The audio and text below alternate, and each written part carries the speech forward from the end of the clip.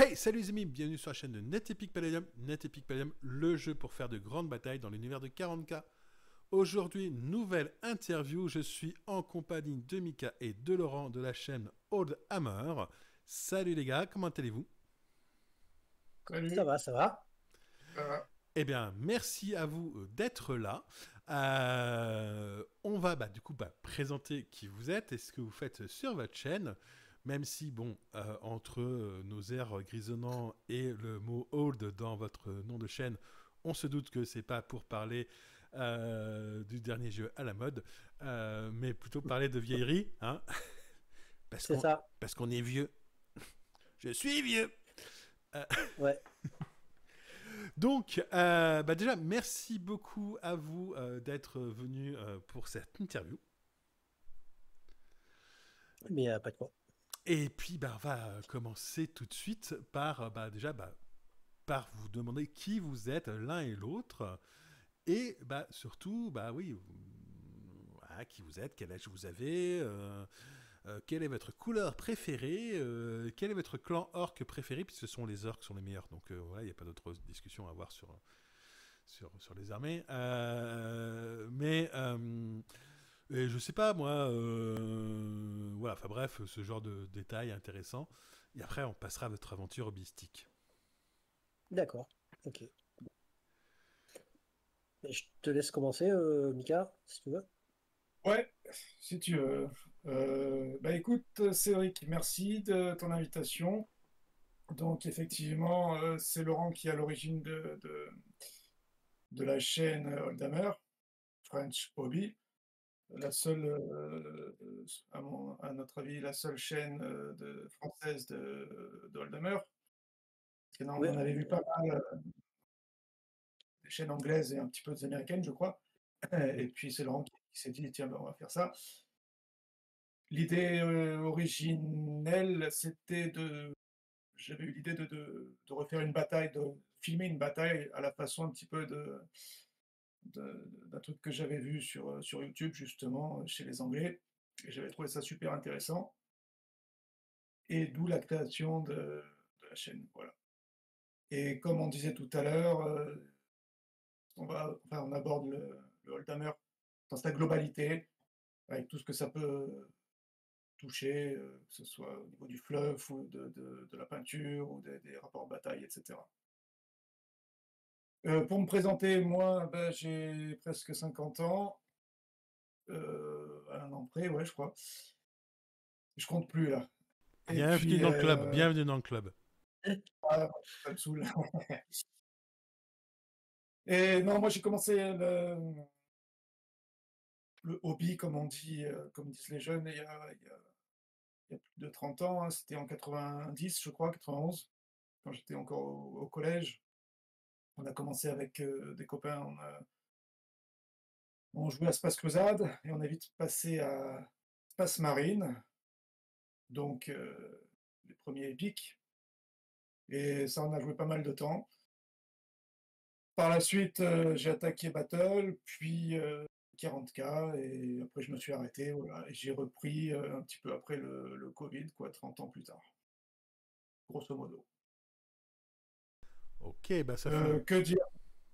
petit Oui. point commun entre toi et moi, puisqu'effectivement, moi j'ai commencé avec le Wargame avec à la fois Space Marine et Space Crusade. Et effectivement, c'était il y a 30 ans, enfin c'était il y a plus de 30 ans, j'étais au collège aussi.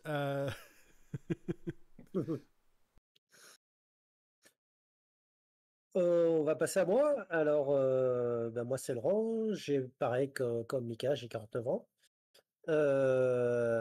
Et moi, j'ai commencé le hobby avec HeroQuest. Donc, c'est le jeu qui a précédé Space Crusade.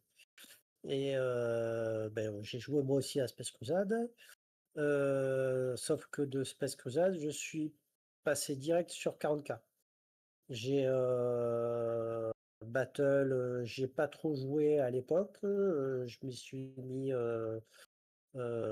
sur le tard, hein, à Battle. Mais ce qui est bizarre, c'est que au lieu d'avancer dans les éditions, moi je reculais.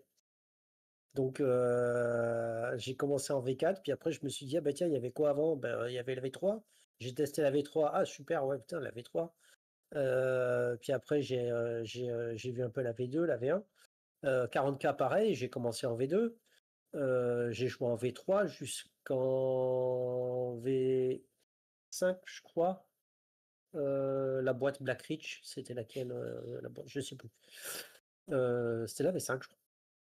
Et là, pareil, je me suis dit, ah, bah tiens, mais il y avait quoi avant la V2? Il y avait la V1. Bah, du coup, voilà, je vais un peu sur des sur des sites de vente en ligne. Donc, j'ai vu un bouquin Rock Trader qui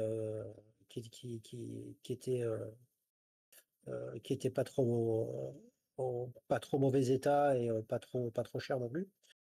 Donc voilà, je l'ai pris, j'ai feuilleté ça, je suis tombé amoureux de suite. Parce qu'il y avait dans la V1 de 40K, il y avait un petit côté JDR qui me plaisait beaucoup parce que je viens aussi du JDR.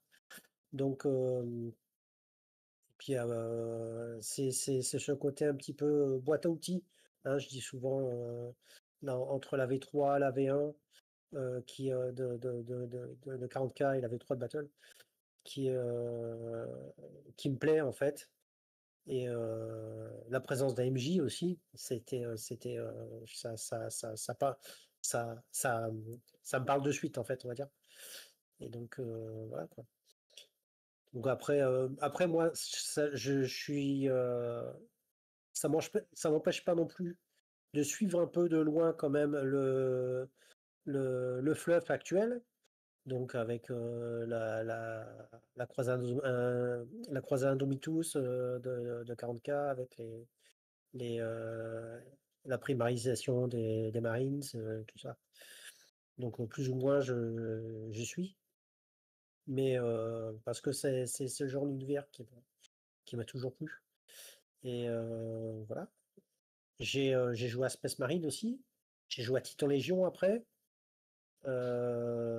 J'ai joué à quoi d'autre j'ai joué à plein de trucs, hein. J'ai joué à Manowar. J'ai joué j'ai joué à Space Hulk. Tous ces petits jeux, ce qu'on appelait à l'époque la gamme spécialiste. Donc ça me parle encore aujourd'hui. Voilà, Necromunda, tout ça. Inquisitor. J'aimerais bien en jouer à Inquisitor. Ça me plairait. Voilà. Ben, pour ce qui est de l'univers de Warhammer 40 000, c'est vrai que c'est très très très riche. Et puis, disons qu'ils ont pour eux que c'est un univers qui a 40 ans d'existence en fait. Donc ils ont eu le temps de développer du lore. Donc ça a été... c'est vrai que petit à petit, on écrit un bouquin, puis un deuxième, puis au bout de 40 ans, c'est plus un bouquin, quoi, c'est une bibliothèque entière. Donc c'est vrai que ça permet d'avoir ça permet d'avoir un univers qui peut avoir qui peut être je sais pas, qui peut être très très imposant en fait et très fourni. Oui, et puis il y a un point qui est important aussi, c'est que c'est aussi un univers qui se veut assez ouvert et assez permissif pour pouvoir créer son propre lore. D'une part, parce qu'il y a un point énorme dans le 40K, hein, c'est les orques permettent de tout justifier. Il suffit que suffisamment Oui, d'orques croient à quelque chose pour que ce truc devienne vrai. Donc, vous avez le droit bah de oui, créer tout ce que vous voulez. Vous avez juste besoin de dire éventuellement, il y a des orques qui en sont persuadés. c'est ça. Voilà. Donc après, c'est le genre de truc qui est valable, je pense, c'est valable que pour les orques, je pense. Bah, ça peut Si tu influer veux sur le reste. créer oui, bien sûr. Mais voilà, bon, après, ouais, voilà, bien sûr, pour la garde impériale, tu peux créer ton propre régiment, tu peux créer ton propre chapitre Space Marine, tu peux créer ta propre Légion du Chaos. Voilà, les possibilités sont multiples. C'est vrai que. Mais après, voilà, on aura toujours des gens qui ont ont des œillères et qui vont essayer de trouver le petit truc qui va dire ah mais non c'est pas comme ça parce que dans tel bouquin à la page temps c'est marqué qu'on peut pas le faire machin mais en fait on peut se Laissez-nous permettre à peu près créer. n'importe quoi. Laissez-nous Voilà, créer. complètement, c'est ça. Et puis, de Mais toute façon, c'est ce que je dis. Hein. Le quelqu'un qui me dit, ouais, mais ça, il y a, dans tel bouquin, c'est bien dit qu'ils peuvent pas. T'en as parlé aux orques? Non, parce que si les orques sont persuadés que l'empereur est encore vivant, l'empereur est encore vivant. Hein. Il se relève de son siège. ça c'est pas sûr. Bon, il regarde ce que est devenu l'Imperium. Il déprime un grand coup. Euh, il va se recoucher, je pense, derrière. Mais voilà, non, mais c'est ça, en fait. L'avantage des orques, c'est que, in fine, vu que les orques, bah, ils sont. Ouais, s'ils sont suffisamment nombreux à croire quelque chose, ça devient vrai. Bah, voilà, vous pouvez tout justifier par les orques. Ouais.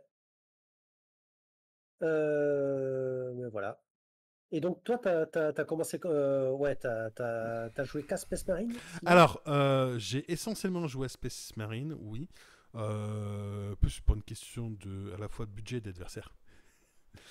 Faut voir que j'habitais à la campagne, donc je n'avais qu'un adversaire qui était mon voisin que j'avais un peu converti, voilà, parce que il me faisait l'amabilité de jouer avec moi, on va dire. Et puis bah j'avais pas non plus des moyens illimités, donc du coup bah fatalement j'avais essentiellement joué à un jeu qui était le jeu que m'avait offert mon cousin, qui était Epic Space Marine. Même si j'avais aussi Space Crusade à côté, voilà, où je pouvais jouer avec des copains aussi à côté. Je me suis mis à 40K assez tard, et encore quand je me dis que je me suis mis à 40K.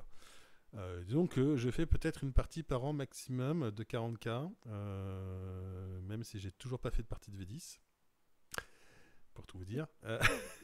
J'ai fait, j'ai fait une partie en V10.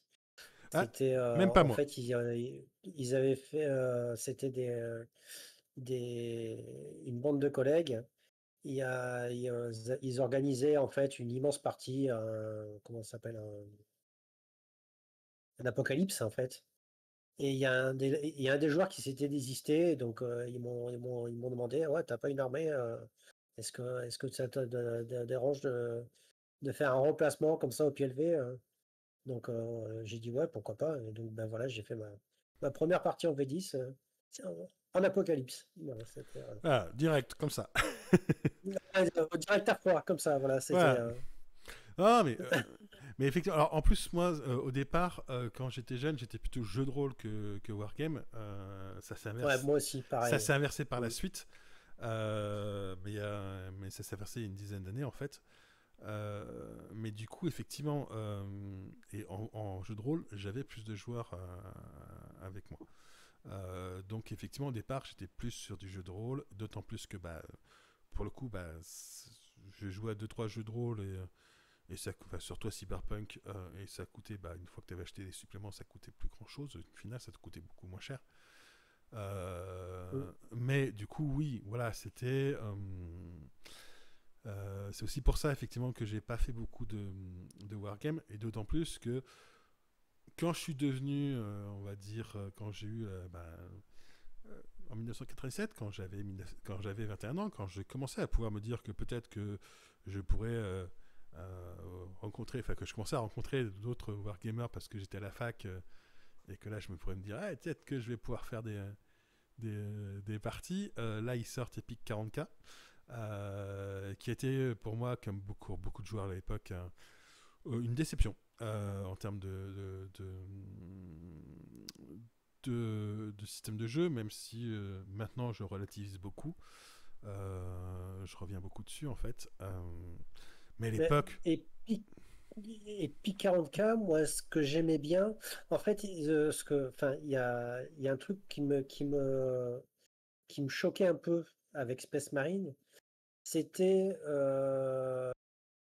le côté un peu, comment dire, restrictif des cartes de compagnie, et des cartes de support, de tout ça. Et Et puis 40K a essayé un petit peu a voulu introduire un système où tu te fais tes propres cartes de compagnie. Alors, Ouais, dans l'idée, c'est juste génial parce que tu peux faire ta carte de compagnie à toi avec les figurines que tu possèdes, voilà. Mais euh, je pense que c'était un jeu à l'époque qui était un petit peu trop avant-gardiste. en fait, alors, Et pour le, aujourd'hui, pour le et aujourd'hui, coup. et aujourd'hui, je pense que ça choquerait moins un système de jeu comme Oui, ça. oui, et puis là, en fait, pour le coup, il y a pour moi, il y a plusieurs choses qui expliquent l'échec de PIC 40K, qui n'est pas justifié comme échec a posteriori. Alors, même si à l'époque, au du haut de mes 21 ans, j'avais pas du tout aimé, même si c'est pas le style de jeu que j'avoue, ça m'intéresse d'y jouer, mais actuellement, mais plus parce que c'est mon style de jeu qui fait que c'est pas vers ça que je vais me guider. Mais en fait, c'est plusieurs choses. Déjà, effectivement, en termes de système de jeu, tu changes du tout au tout. Tu passes d'un jeu où tu alignes, où tu alignais, Epic Space Marine, tu alignais plein de figurines et tu faisais vraiment, c'était prévu pour le narratif pur et dur. C'était pas prévu pour faire autre chose que du narratif quasiment. Hein. Voilà. Et tu faisais des grosses batailles, c'était bien prévu pour faire de très grosses batailles. Par contre, bah oui, Oui. ça te demandait d'apprendre les règles, etc. Bon, ok. T'avais Ben, plein de t'avais plein de profils différents en Space plus. Marine, ouais, ouais. Ben, Space Marine, en même temps, les règles, elles tiennent sur 30 pages. Ouais, mais tout à fait. Donc,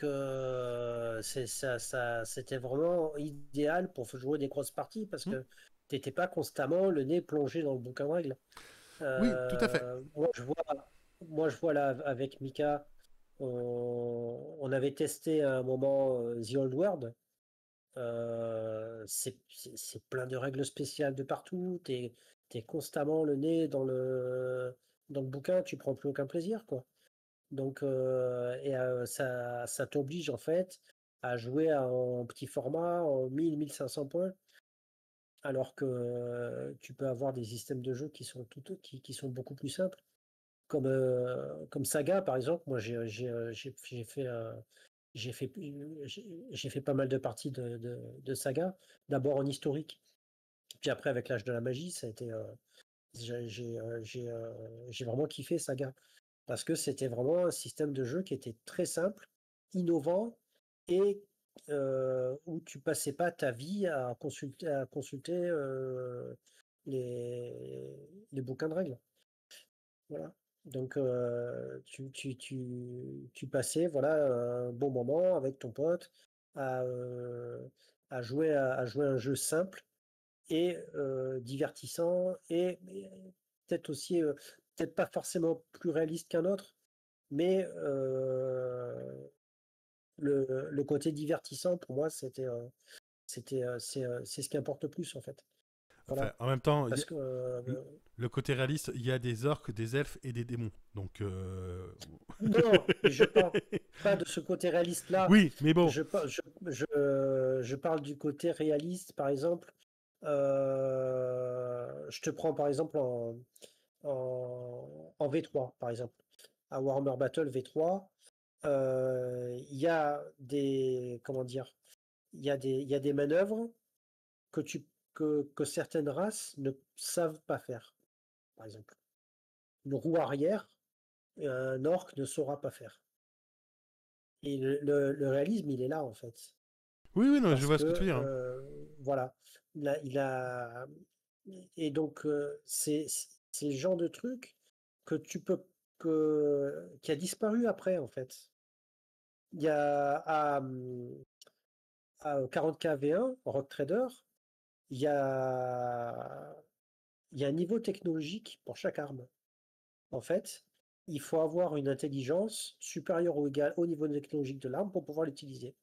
Ce qui signifie que, par exemple, on reprend l'exemple de l'orc, il ne sait pas faire fonctionner une catapulte shuriken. Voilà. Donc, c'est là où est le réalisme, tu vois, je trouve. Bah Donc, on attends, peut dire, ok, ouais, la... c'est un jeu fantastique, mais on peut quand même trouver du réalisme dans des jeux fantastiques. attends, Je, la je, catapulte, je pense. la catapulte shuriken, c'est pas fait pour taper sur la tête de l'autre? Ça peut aussi, oui. Ça peut servir de gourdin, effectivement. Mais non, mais bon, Oui, t'as compris le j'ai principe, compris en le fait. principe. Non, mais j'ai compris le principe. Mais Voilà. oui, mais oui, effectivement. Mais après, ouais, donc pour revenir sur l'échec d'Epic 40K, bah, c'était dû effectivement, d'une part, à ce fossé en termes de système, enfin, c'était deux systèmes totalement différents. Tu avais un jeu qui était fait pour Epic Space Marine V2 était fait pour du narratif. Epic 40K est un jeu, on va dire, très abstrait, très simplifié. Voilà, Euh, c'est et, ça qui, et qui c'est est c'est peut-être ça, en fait, et avec beaucoup moins de profil, d'une part. Mm. Donc déjà ça a paumé un certain nombre d'anciens joueurs, dont moi le premier. Hein. Quand tu passes, t'es orc, t'es joueur orc, tu passes de 20 tanks différents à 2, tu fais, ils sont passés où mes 18 autres. Voilà. Ouais. Et après, en plus, il est sorti trop tôt. En fait, il est sorti, il était pas prêt, visiblement. Et du coup, bah, il y a des trous dans la raquette qui sont importants. Alors, c'est pas grave quand tu utilises ces pics 40K comme font certaines personnes que je connais, qui en gros, ils y jouent une fois tous les 2 ans, tu vois. Avec un pote à qui viennent d'expliquer les règles il y a 5 minutes, toi. Parce que c'est l'avantage des pics 40K. En 10 minutes, tu as expliqué les règles. En 10 minutes, le mec, il a fait son armée et après, tu joues, quoi. Euh, ce qui est un truc que tu retrouves dans peu de systèmes de jeu. Hein, faut être très clair. Mm. Euh, mais c'est le gros avantage. C'est un jeu que tu vas pouvoir apprendre à quelqu'un en 20 minutes. Il a compris les règles, il a fait sa liste et vous pouvez jouer. Mais effectivement, bah, pour le coup, un copain qui aime beaucoup Epic 40K me dit bah oui, par contre, effectivement, tu perds la profondeur tactique qu'avait un Epic Space Marine V2. Mais c'est pas ce que tu recherches. Donc c'est moins gênant. Tu as de la tactique hein, dans Epic 40K, me faites pas dire ce que j'ai pas dit, Mm. mais t'as pas la même profondeur tactique. Voilà. Et c'est ces différents éléments-là, en fait, qui ont fait que le jeu a pas su trouver son public. Voilà. Et du coup, effectivement, bah, c'est à ce moment-là qu'Epic est passé en jeu spécialiste. Euh, mais voilà. Et c'est vrai que ouais, moi, en fait, ça m'a fait arrêter le wargame à ce moment-là parce que bah, ouais, enfin, j'ai pas retrouvé mon compte. Du coup, ça, j'avoue que j'ai pas cherché. Ça préfère à rencontrer de nouveaux joueurs hein, parce que j'aurais pu rencontrer de nouveaux joueurs et du coup me mettre sur, enfin, continuer à jouer à Epic Space Marine V2. Hein. Mais du coup, oui, je me suis stoppé à ce moment-là. Je n'ai repris qu'il y a 15-20 ans, je sais plus. C'était en 2008-2007, un truc dans ce genre, où en fait, bah, mon partenaire de vidéo, hein, il vient chez moi, alors on faisait du jeu de rôle, il vient chez moi, il voit la boîte d'Epic Space Marine qui traîne sur mon étagère. Il fait, mais c'est quoi ce jeu? Et je lui dis, je lui explique ce que c'est. Lui, il jouait à Battle. Il fait, bah, je veux bien tester. Et puis il a kiffé. Du coup, on a recommencé à jouer à Epic Space Marine. Et assez vite à NetEpic, quoi. Euh, mais voilà, c'est comme ça que je suis revenu au Wargame au final. Mm. Parce qu'il y avait une boîte tramway qui traînait. Parfois, ça tient un peu de choses.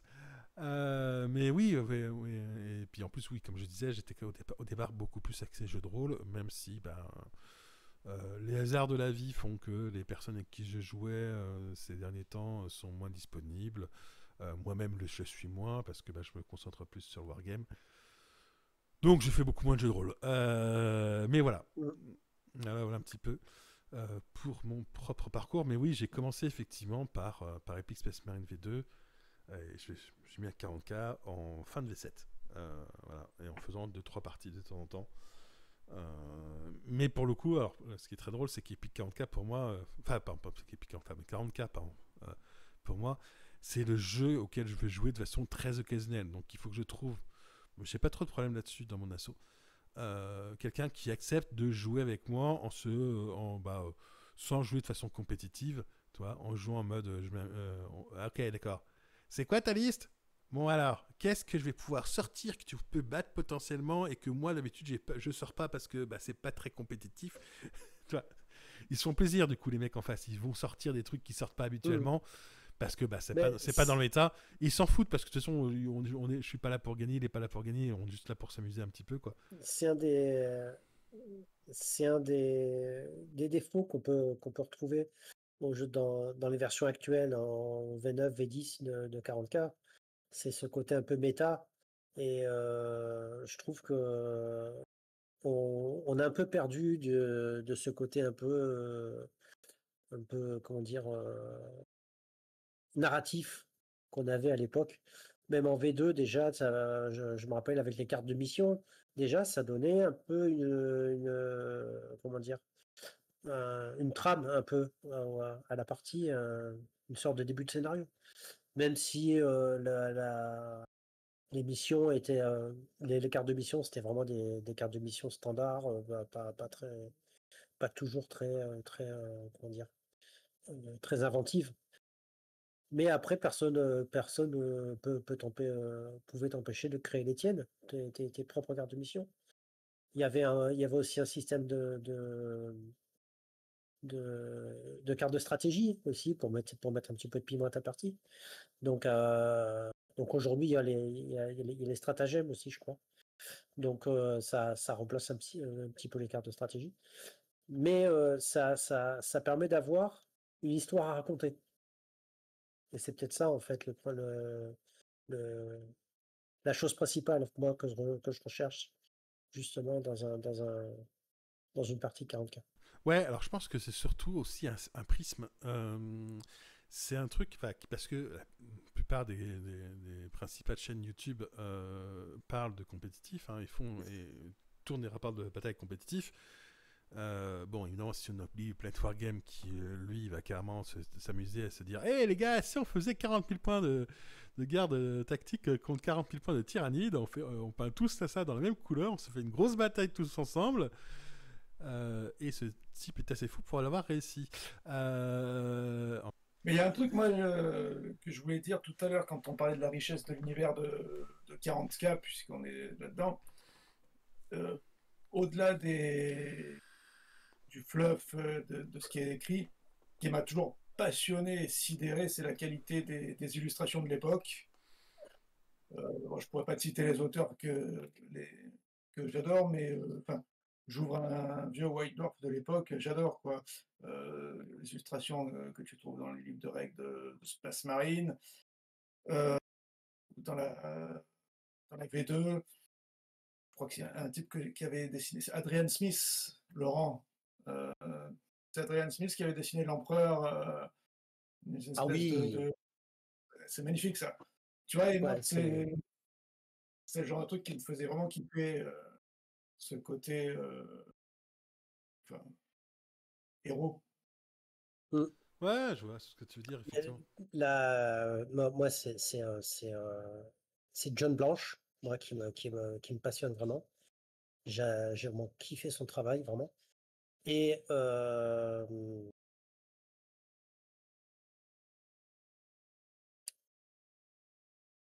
j'en avais parlé dans une vidéo des orques. C'était comment il s'appelait? Paul Bonheur. Paul Bonheur. J'adore le travail de Paul Bonheur. En fait, il avait beaucoup travaillé sur les orques, sur la garde impériale aussi en V1. Et puis après, il est parti de chez Games. Il a passé un temps chez Rackham. Il a bossé chez Rackham. Et après, il a fait un peu de freelance. Il a fait du JDR, un peu Mais j'adore le travail de Paul Bonheur. C'est vraiment un excellent illustrateur. Ok.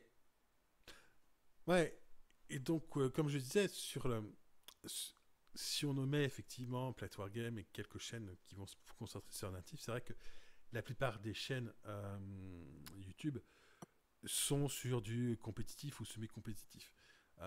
Ou moins dans le format des vidéos, des rapports de bataille qu'ils font, ils sont sur effectivement un format qui se veut dans le compétitif, même s'ils ne sont pas compétiteurs eux-mêmes. Euh, et du coup, ça fait un prisme. Et souvent, ce que tu vas retrouver dans les assos, c'est beaucoup de personnes qui montent leur petite équipe et qui vont du coup jouer beaucoup en compétitif, vont s'entraîner parce qu'il faut s'entraîner. Voilà. Mais je pense que c'est aussi ce prisme-là fait que les gens ont peur parfois de proposer juste une partie narrative. Et je pense qu'il faut pas hésiter à dire ouais, les gars, ça vous dit, moi j'aimerais bien faire en fait une partie purement narrative, voilà, sortir les unités qu'on peut pas sortir parce que c'est pas méta, et s'amuser un grand coup, voilà, on s'en fout de savoir qui gagne, qui perd. On se fait un petit scénario, le scénario, vous pouvez me faire un scénario déséquilibré, hein. C'est pas un souci.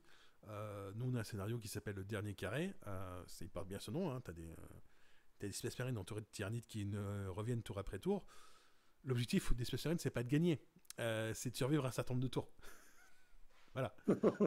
C'est aussi bête que ça en fait. C'est le scénario lui-même, c'est les Tyranides gagnent si elles contrôlent dans le même tour au moins 2 objectifs sur 4. Voilà. Donc l'objectif et elles ont 5 tours pour y arriver. Donc l'objectif des Space Marines, c'est de tenir 5 tours en ne faisant en sorte que les Tyranides ne contrôlent pas 2 objectifs sur les 4. Quoi. Et sachant qu'un détachement entièrement détruit de Tyrannide revient automatiquement, alors que si c'est un détachement de Space Marine, il n'a qu'une chance sur 3 de revenir. Donc il y a un déséquilibre de fait, puisqu'au fur et à mesure les Space Marines diminuent en nombre, même s'ils partent avec 6000 points contre 4000 points seulement de Tyrannide, au fur et à mesure, en fait, les Space Marines se réduisent là où les Tyranides sont toujours aussi nombreux et reviennent tour après tour. Et voilà, effectivement, l'objectif, c'est pas de gagner chez les Space Marines, c'est de tenir un certain nombre de tours.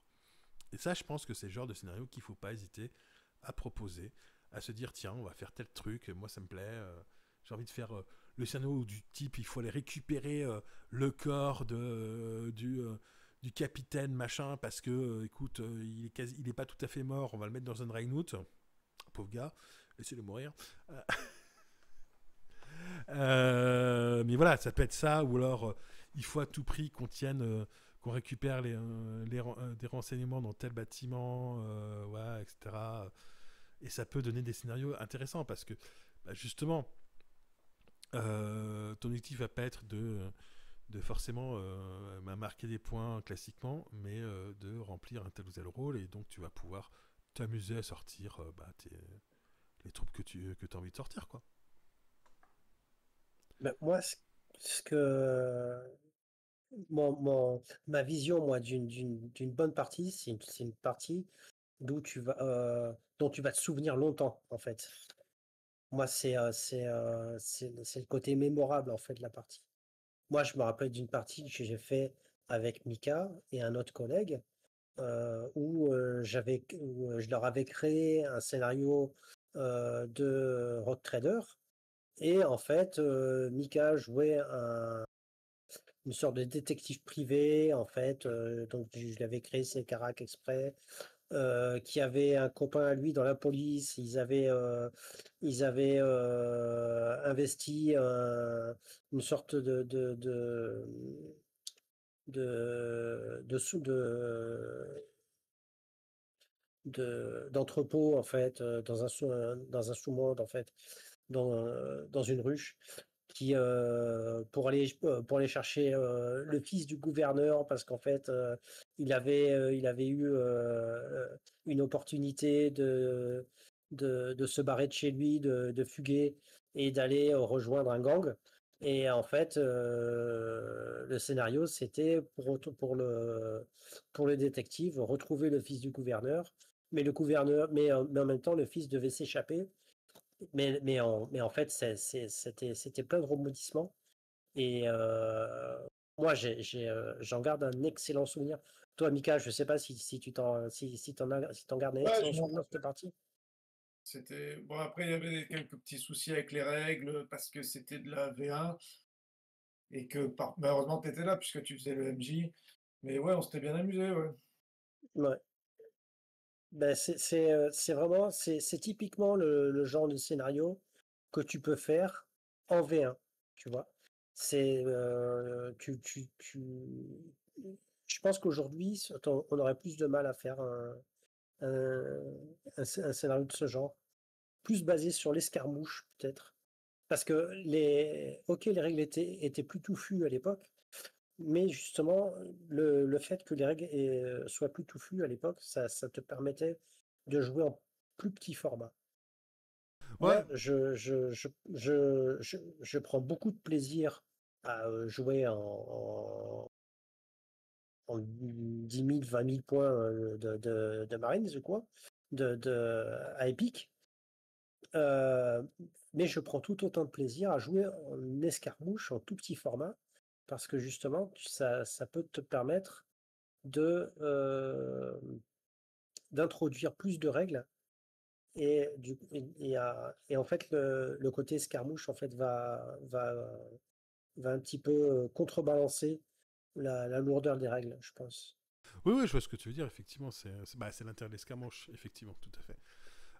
Alors, D'ailleurs, oui, vas-y. Carmouche, une chose, c'est que Laurent veut se faire la revanche Orc Eldar en V2, on en Je, avait parlé.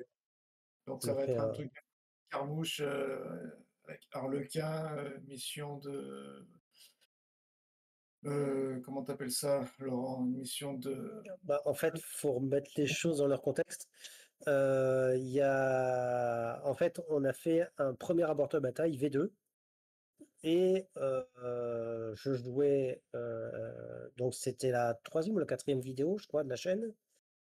Et ouais, c'était Eldar. Donc, moi, je jouais Eldar. Et on avait un invité qui jouait Orc en face. Et bon, moi, de mon côté, ça faisait assez longtemps que je n'avais pas joué Eldar. C'était ma toute première armée de 40K avec Eldar. Et, j'ai arrêté peu de temps après la V2.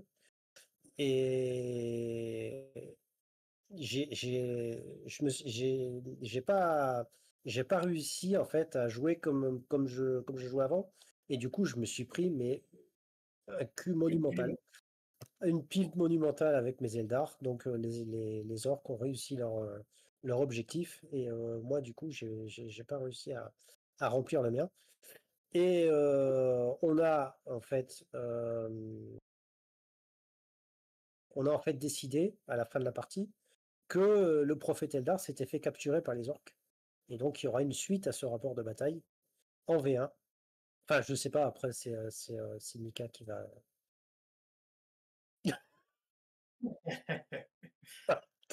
Il est pas chaud pour de la VR. Quand il fait cette tête-là, c'est qu'il est pas chaud pour de la VR. À la V2, elle est carrée au moins. La V1, si tu regardes. Le problème, Cédric, de la V1, c'est que elle est sortie en 88, 89, je sais plus, le 87, trailer. 87. 87, 87. pardon. Et ils sont sortis pendant 4 ou 5 ans des suppléments. Donc, si tu prends toutes les règles additionnelles jusqu'au dernier supplément, tu arrives à la V2. Voilà, point. Après, le but, en fait, Enfin, moi, je joue à Trader qu'avec le bouquin de règles. Je me limite au bouquin de règles. En fait, Ouais, mais le si tu bouquin de commences à règles, prendre les ça veut dire- suppléments, si tu commences à prendre les autres suppléments, ben, autant jouer la V2, en fait. C'est... c'est ce que je te dis. Non, mais tu n'as même voilà. pas le. Comment tu appelles ça? Euh, le tir.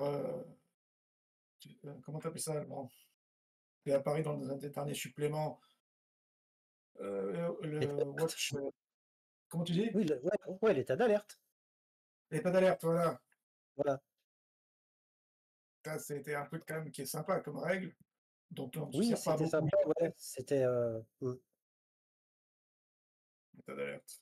C'est comment en anglais déjà le Overwatch. Overwatch? Voilà, je cherchais le nom.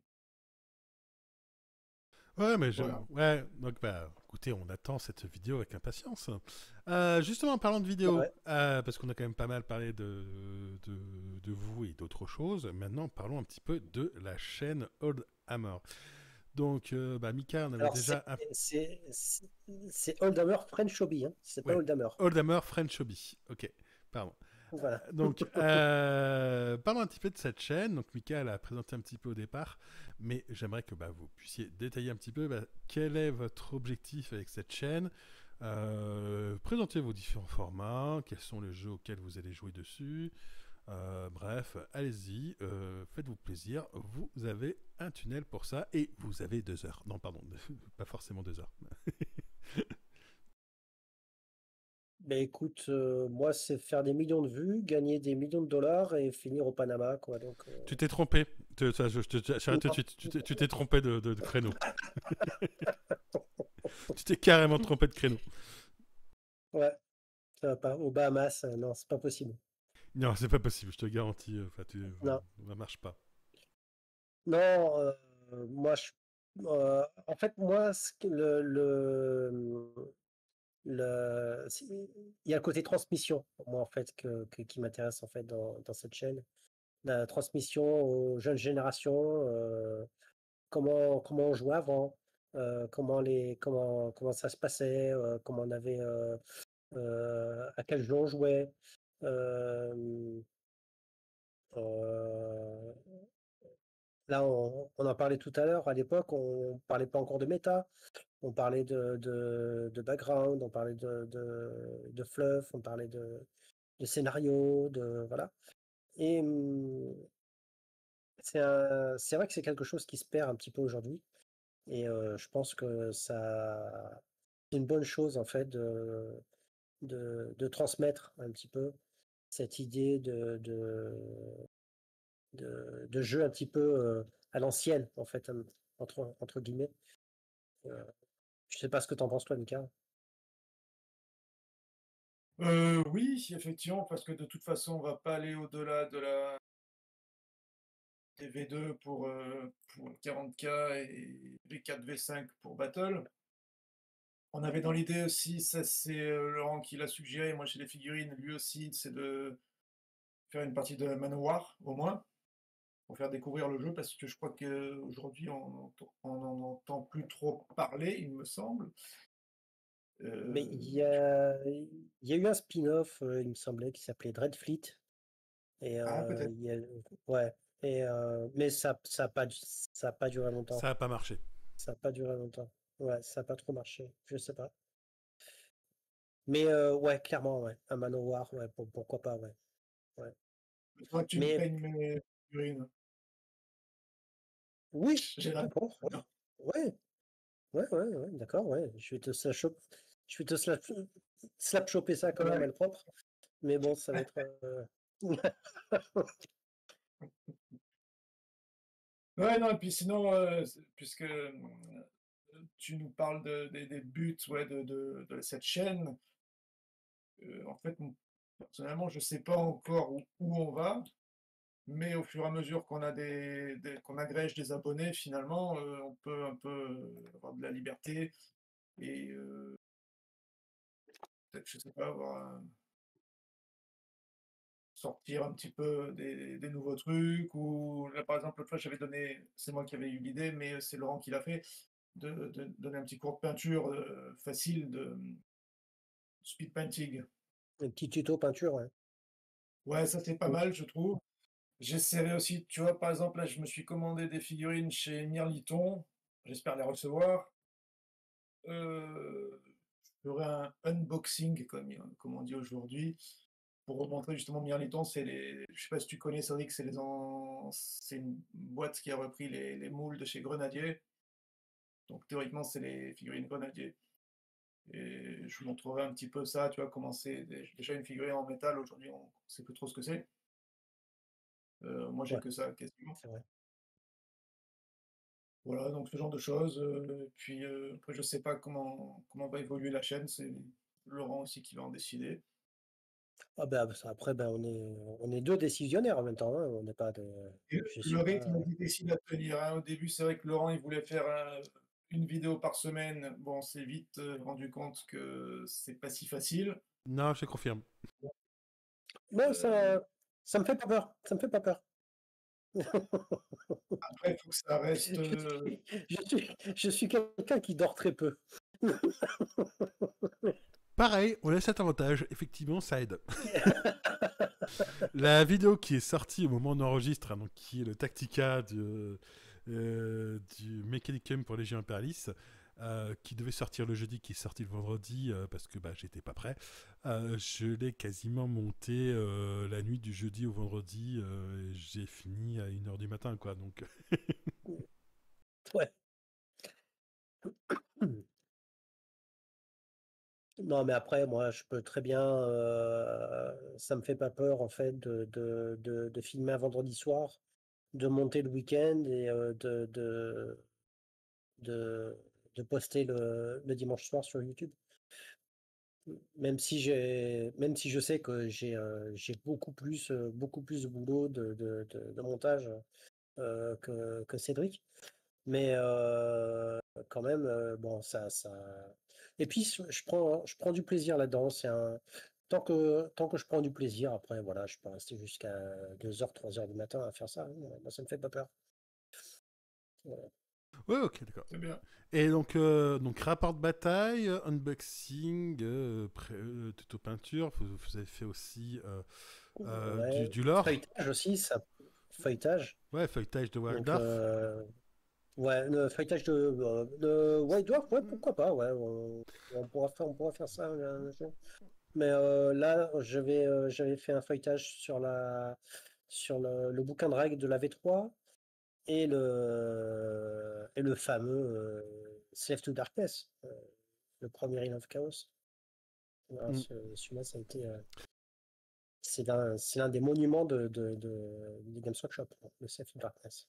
Ouais, en fait, de toute façon, vous vous interdisez rien tant que l'objectif c'est de parler des vieux jeux de notre époque, bénie de notre enfance, qu'on avait encore des cheveux qui n'étaient pas blancs. C'est ça l'idée. C'est ça. Et qu'on avait une vue aussi. Mm. Ok, merci. Est-ce que je sais pas si vous voulez parler d'autres, enfin un peu plus de votre chaîne ou parler d'autre chose. Oui, là, on a un projet de campagne.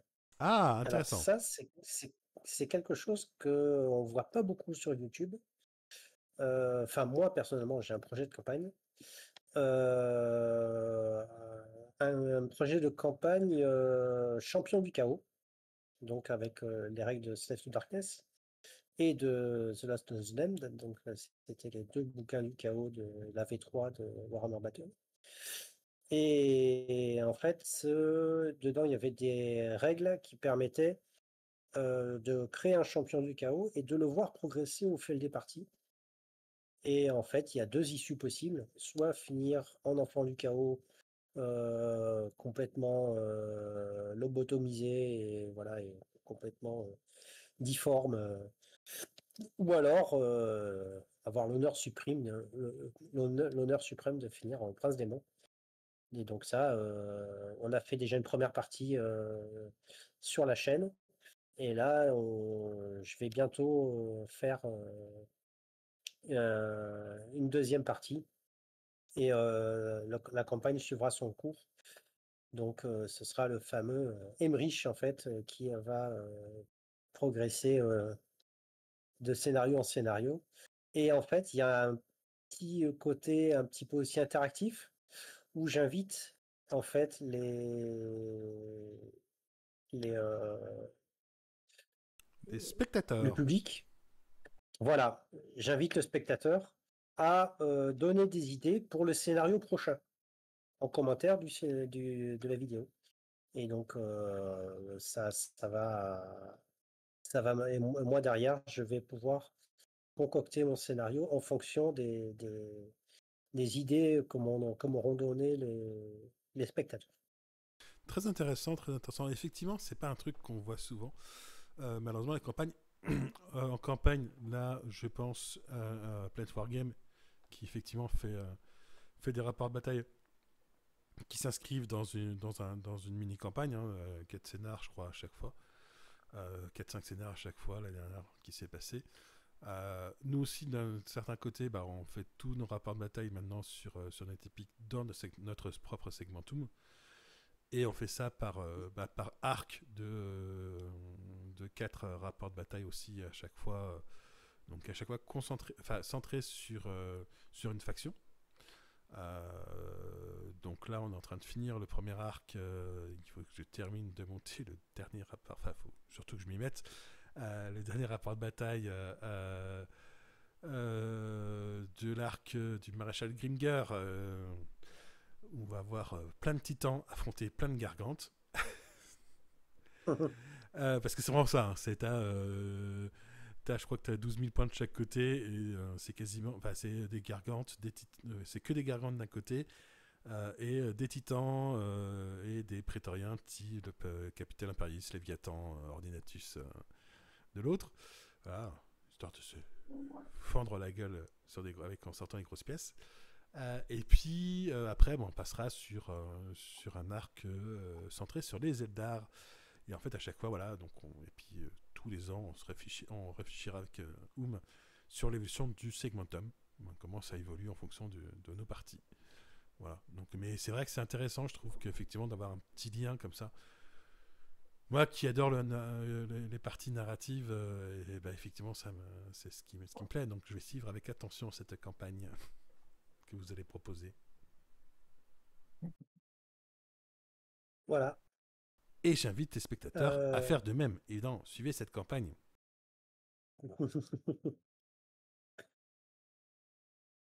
Bon, après, on a sûrement d'autres idées. Après aussi, parler des d'artistes qu'on aime bien. Enfin, je sais que toi, Mika, t'as un petit faible pour Jez Goodwin. Pas que, hein, j'aime bien aussi Trish Morrison. Et puis il y en a d'autres que je découvre au fur et à mesure de mes recherches sur Internet, hein. Mais c'est vrai que les grands classiques, j'adore. Ouais. Ah bah c'est très intéressant tout ça. Ok, et Ouais. bah ouais, écoutez, de beaux projets en perspective. Est-ce que vous voulez parler d'autre, rajouter quelque chose? Ben, je sais pas, toi, Mika, est-ce que tu peux parler de. D'autres projets, d'autres trucs à dire? Allez-y. Hein. C'est déjà Donc, beaucoup, hein, la chaîne pour. ben, d'autres projets, bah oui, on peut parler d'Epic aussi. Donc, on peut aussi, on a fait quelques parties d'Epic. Net Epic, pas encore. On n'a pas vraiment, parce que ça se rapproche tellement de Space Marine et de Titan Légion Ah bah c'est la suite logique. que C'est la suite voilà, logique. c'est la suite logique. Je viens chez vous quand vous voulez pour vous faire une partie de dissociation. Quand vous voulez, je viens. Par contre, moi, Tu seras volontiers notre invité. je suis d'accord, mais les squats, franchement, c'est abusé. Parce que Les squ- Laurence, à chaque fois qu'il a joué squat, ouais, c'est un peu n'importe quoi. Alors déjà, Il y a, faut voir Tu t'en ceci. prends plein la gueule quand tu les affrontes, quoi. Après, bah c'est le truc. Alors toi, là, typiquement, la seule fois où j'ai battu Jean, c'est quand il jouait ses squats et moi je jouais Eldar. ouais, Donc toi, mais bon, tu peux même battre Jean déjà, ça c'est fort. Et en plus, tu peux le battre avec ses squats. Mais non, après, faut voir qu'on essaie d'équilibrer effectivement. Alors sur Epic Space Marine V2, les squats ils étaient très forts.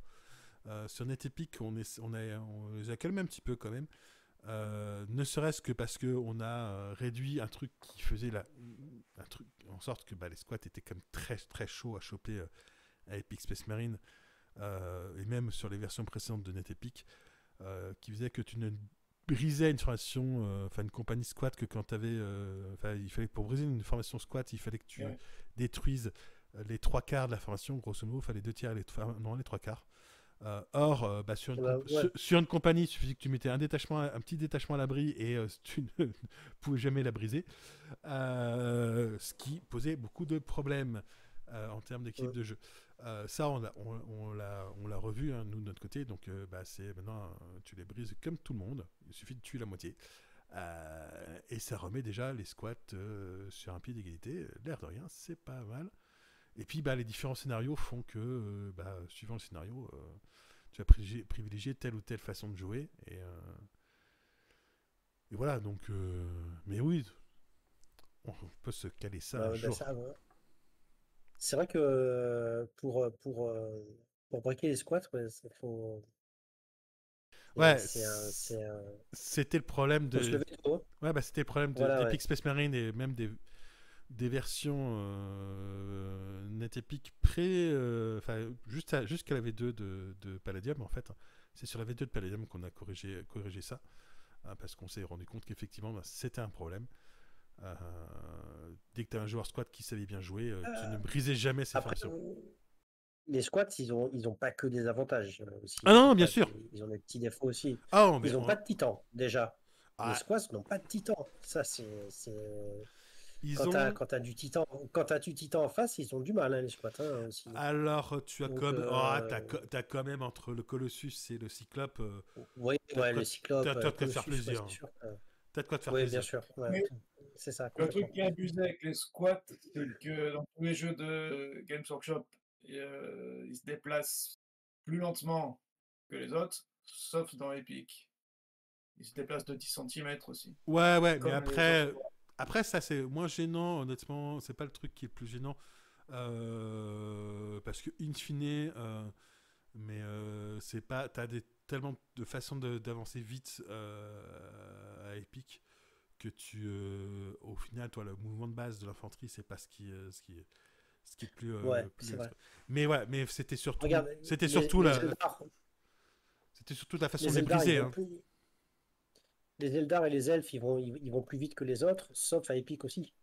Donc, Ouais, oui, mais tout à fait. Après, c'est une espèce de standardisation parce que enfin, à cette échelle-là, finalement, faire un pas de plus ou un pas de moins, ça ne change pas grand-chose. C'est pas forcément plus mal aussi d'avoir une certaine uniformisation parce que bah, tu sais que l'infanterie de base, ça bouge de centimètres. et en Voilà. fait, ouais, moi, à Epic, en fait, contrairement à ce qu'on pourrait penser, ce sont les Marines qui vont le plus vite, en fait, parce que c'est la seule armée qui est entièrement mécanisée. Donc, Ouais, tu peux avoir du transport à tout va. Donc, en fait, tu es certain de pouvoir aller où tu veux, quand tu veux, avec les Marines. oui, alors par contre, Le, le... c'était aussi un défaut, paradoxalement. C'est d'ailleurs pour ça que sur NetEpic Palladium, on leur a autorisé à avoir des transports, toujours, hein, mais ils sont pas de base dans la compagnie. Tu peux les acheter à côté, et c'est valable pour tout le monde d'ailleurs. Il n'y a aucune formation qui n'est de base motorisée. Ça s'achète à côté. Parce qu'en fait, tu te retrouvais. Alors, typiquement, tu prends l'exemple des Dévastateurs. Les Dévastateurs, c'est fait pour ne pas bouger et tirer. Et tu avais des rhinos avec. Et là, tu fais mes rhinos, ils me servent à rien. Ouais, mais tu les payes. Voilà. Et du coup, pareil, t'avais d'autres. Enfin, tu peux avoir d'autres troupes où ça pouvait être gênant. Le pire étant par exemple les Terminators que tu mets en téléportation et dont tu payes, dont tu as payé les Land Riders qui vont avec. les Land Raiders, Les Land Riders que tu n'as plus du coup, mais tu les as payés. Et là tu fais oh, ça revient cher quand même. Pas de blague. ben, après, moi, je trouve que il y a des trucs qui compensaient. Par exemple, la, les, les modules d'atterrissage, Ouais. ils étaient gratuits, justement pour pouvoir compenser la perte des rhinos. Oui, tout à fait.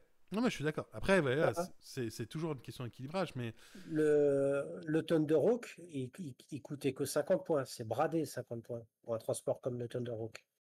Justement aussi pour on est pouvoir d'accord. compenser la perte des rhinos. On est d'accord. Non, mais il y a des trucs effectivement, C'était. c'est. Mais après, voilà, c'est aussi l'avantage d'avoir fait évoluer le jeu avec NetEpic, c'est que les défauts qu'on pouvait avoir et les déséquilibres qu'on pouvait avoir sur Epic Space Marine, on essaye de les corriger. Alors, on a aussi encore des équilibres, hein, mais au fur et à mesure, on essaye de les réduire. On n'aura jamais de jeu parfait, de toute façon, ça n'existe pas. Mhm. Mais voilà, on essaye de faire en sorte de prendre en compte le retour des joueurs pour voir ce qui marche pas. Et en fonction, voilà, on corrige. Et voilà. Mais oui, après, encore une fois, l'objectif c'est d'avoir des jeux narratifs. Donc, c'est pas que ce soit Epic Space Marine ou NetEpic, c'est pas des jeux de tournoi. C'est des Non, jeux, absolument pas. c'est des jeux narratifs. Même si tu peux faire des tournois avec les deux jeux. Bon, Epic Space Marine c'est plus compliqué. NetEpic, on a prévu quand même des scénarios qui s'y prêtent. Mais toute façon, la communauté n'est pas branchée tournoi, que ce soit Epic Space Marine ou NetEpic, donc ça règle la question. Mais voilà, du coup, c'est vrai que ouais, si t'as un petit équilibre, c'est moins gênant, toi, parce que tu t'intéresses plus au côté narratif qu'au côté pur jeu. Même si évidemment, c'est toujours mieux que tout soit équilibré, quoi. Mais, voilà, mais tout ça pour dire que moi, je viens chez vous quand vous voulez. On s'en reparle après. Eh bien, il n'y a pas de souci. Voilà, ce sera avec plaisir qu'on dépoussiérera nos armées d'Epic. Ça marche. Voilà. Est-ce que vous avez autre chose à dire, d'autres projets en cours? Je sais pas. Je ne sais pas, non. Je- Moi, j'ai pas d'autres. Non, j'ai pas d'autres trucs. Bon, bah écoutez, très bien. Toi, Mika, non plus. Non. Bah, en tout Ok. cas, voilà, si vous voulez de toute façon une chaîne où on parle de vieux jeux entre gens de bonne compagnie et qui arrive bientôt au demi-siècle, c'est la chaîne Old Warmer French Hobby, c'est ça? C'est ça. Ouais. Voilà. Je mettrai évidemment le lien de la chaîne en description de cette vidéo. Franchement, allez voir, allez les soutenir. Hein. C'est une petite chaîne qui monte. On espère qu'elle montera encore plus. Voilà.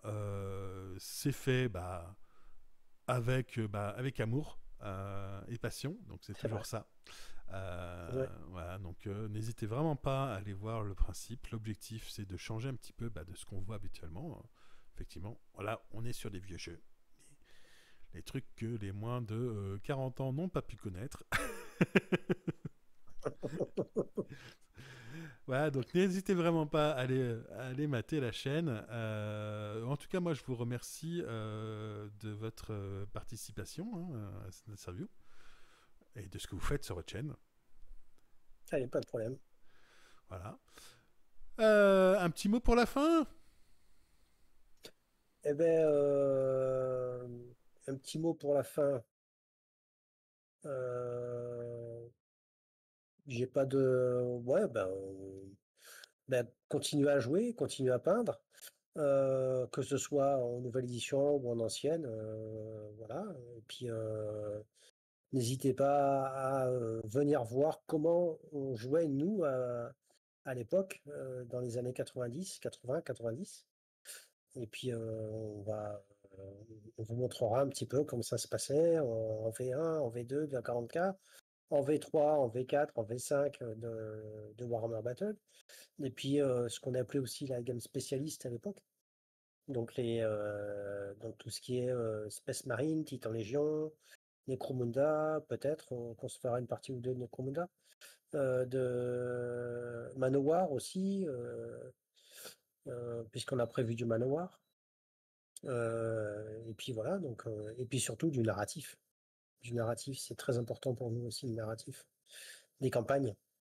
Et puis voilà quoi. Donc n'hésitez pas à venir voir notre chaîne un petit peu, et à vous abonner. Et puis continuer à faire vivre ce hobby en fait qui nous anime depuis les années 90. Voilà. Et merci à Cédric et à NetEpic. Merci. Merci à Cédric et à NetEpic Mais de de nous rien. avoir invités. De rien, de rien. Voilà. Eh bien, écoutez, je vous remercie. Voilà, les amis, j'espère que la vidéo vous a plu. Si c'est le cas, n'hésitez pas à vous abonner, à liker la vidéo, à la commenter et à la partager et à activer la petite cloche. Et sur ce, moi, je vous dis à plus, les amis. Ciao! Merci à tous nos partenaires. Pour nous soutenir et bénéficier de réductions chez nos partenaires, pensez à adhérer à l'association NetEpic. Tous les liens en description.